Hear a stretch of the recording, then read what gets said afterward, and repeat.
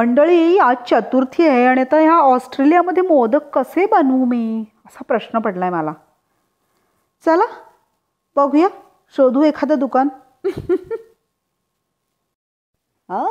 दिसलं की इंडियन दुकान. चला बघूया आपलं मोदकाचं साहित्य मिळतंय का. ह्या सगळ्या भाज्यांच्या बरोबर दिसलं ना, खोबरं.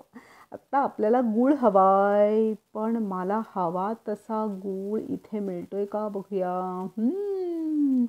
दिसला ग बाई दिसला, दिसला ग बाई.